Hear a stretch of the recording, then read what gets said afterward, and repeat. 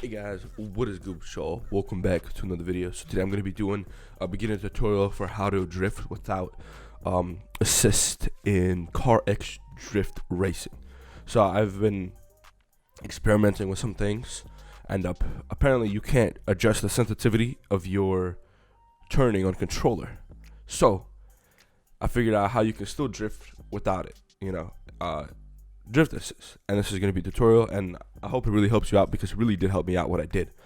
So first of all, I'm going to show you my settings real quick, and also one thing before I show you my settings, what really helps with more precise turning would be getting like a really long like thumb grip for your controller for your turning stick, yeah, so that really helps. I have like my own custom one that I just use with like stacking up like layers of glue to make it go up more, so it's more precise with my turning and stuff, because that really helps, because for some reason you can't adjust sensitivity. But anyways, let me show you my controller settings. So game settings, this doesn't really matter, this is whatever the heck you want it to be. Graphics, it doesn't matter, it's whatever your PC can run, or console, whatever. And control, so this is where it goes. So I'm using an Xbox controller, you can also use a PlayStation controller, they're not really too different.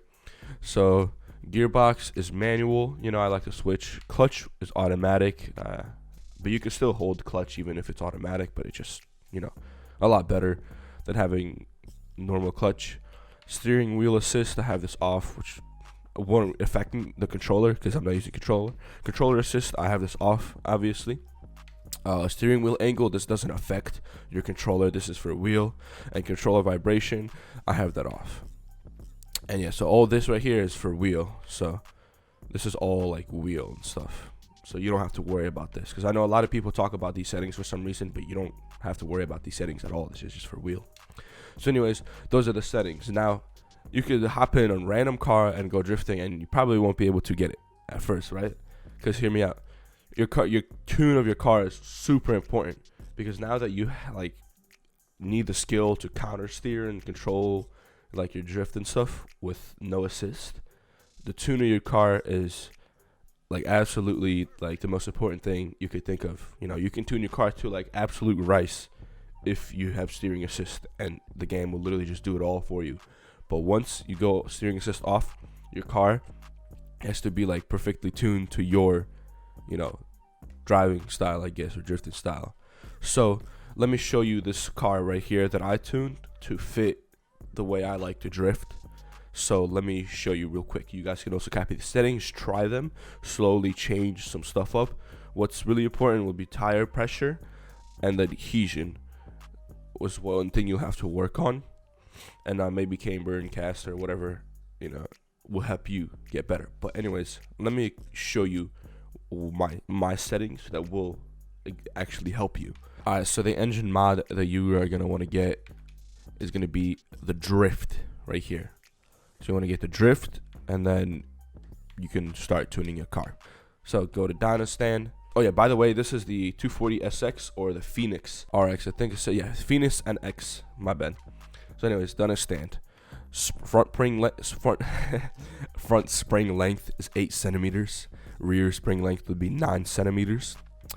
Front spring stiffness. These are pretty stiff because I don't want my car jumping around too much. This settings, I don't really know what these like numbers mean yet, because I don't know these units, because and this like used to not be an option, so I'm still experimenting with those, but so I didn't change them, they're stock. So yeah, front toe, I try to keep that as low as 0. So front camber, I did push it out. I wouldn't go max out because this will be pretty ineffective. I don't know how this will work. But yeah, -6 camber for me works well. Like I see, look at that. Doesn't look like piss. Anti-roll bars, they're pretty stiff. You don't want the car swaying around. Caster, so you want to adjust the caster to where your tire is flat on the ground.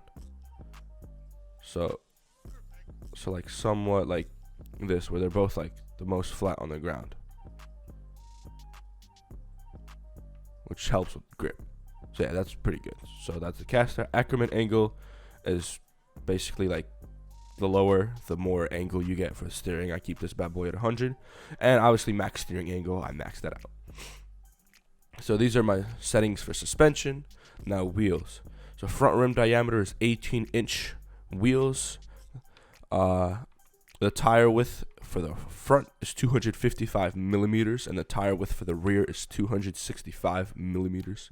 Front tire pressure is 224 kPa. I wish it was like PSI, because I'm more understand with PSI, but it's whatever. And then rear tire pressure 174 kPa. Wheel adhesion is stock. I like stock wheel adhesion. You can always adjust this. You can make rear a lot more grip, or front a lot more grip, whatever you want. Front wheel track is 2, because I don't want it sticking out like that. That looks goof. So I keep that thing at 2, and then rear base, I keep that thing at 0. 'Cause I could take it out a little bit more.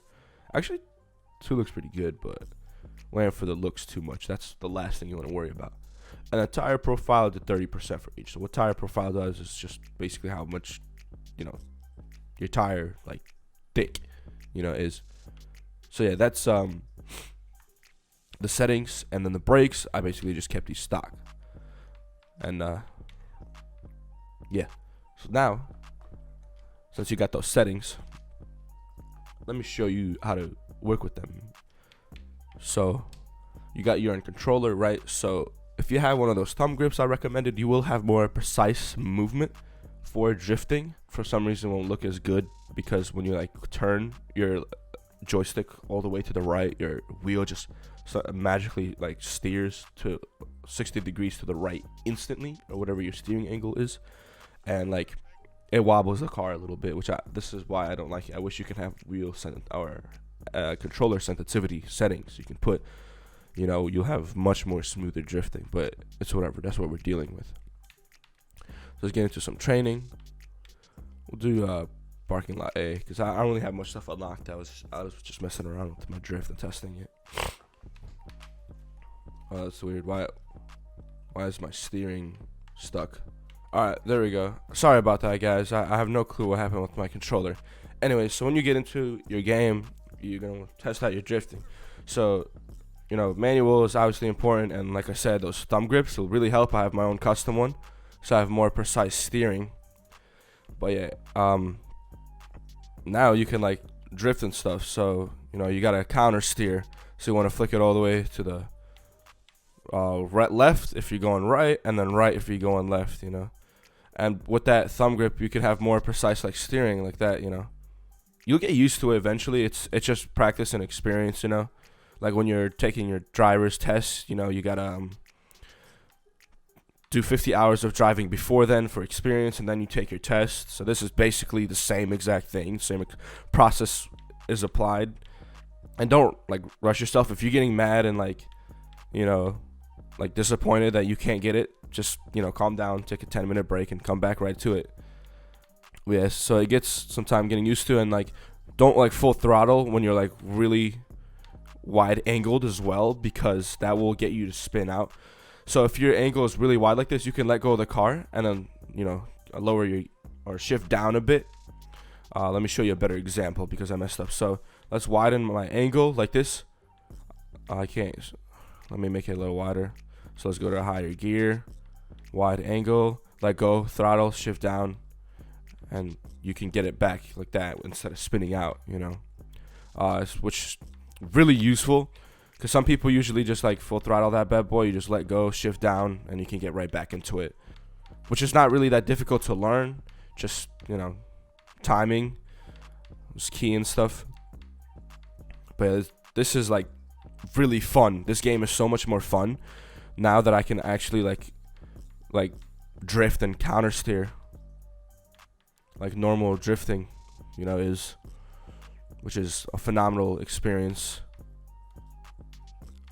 Anyways, I hope you guys enjoyed this video, and I hope I really helped you guys improve your drifting. And if it wasn't like that great of an explanation, forgive me about that. I will try to make a better one, because I'm not really that good at explaining things. I kind of suck at it. But yeah, this I hope this really helped, and it should help. I don't know why it wouldn't, because it helped me, and I had to find this out by myself, because there aren't really any videos that really help with assist off, because everybody uses it, and it just ruins the experience,